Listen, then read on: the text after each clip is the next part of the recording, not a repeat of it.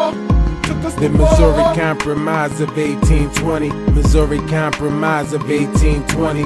This law created an imaginary line through the Louisiana territory.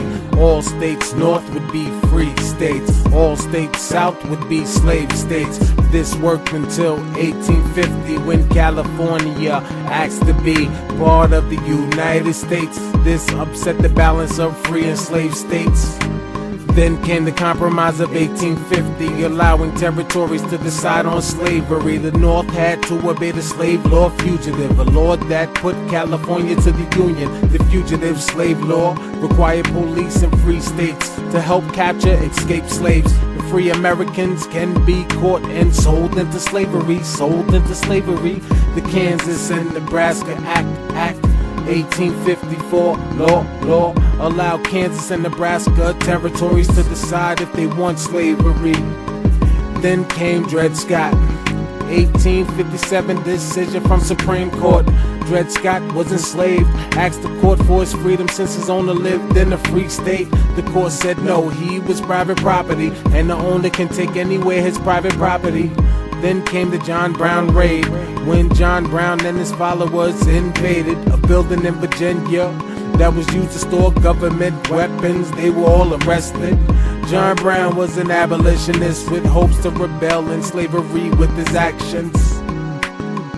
That took us to war, took us to war, took us to war. Many things like political things, slavery things, expansion things, economic things. That took us to war, took us to war, took us to war. Many things like political things, slavery things, expansion things, economic things. That took us to war, took us to war.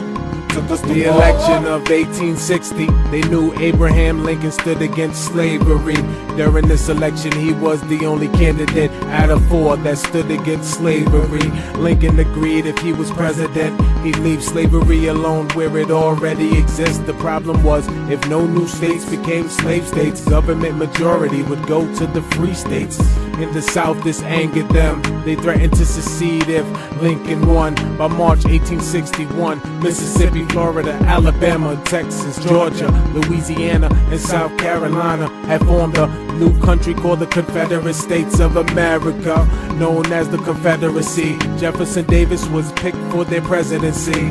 When Lincoln took office, March 4th, 1861, more problems begun. Lincoln promised to occupy and control all federal land in the South. The South said no. In Charleston, South Carolina, the Union Army occupied Fort Sumter. Confederate Army shot through Sumter's walls, and that was the first battle of the Civil War. After Fort Sumter, North Carolina, Arkansas, Virginia, Tennessee left the Union. After Fort Sumter, North Carolina, Arkansas, Virginia, Tennessee left the Union. Many things like political things, slavery things, expansion things, economic things. That took us to war, took us to war, took us to war. Many things like political things, slavery things, expansion things, economic things. That took us to war, took us to war, took us to war.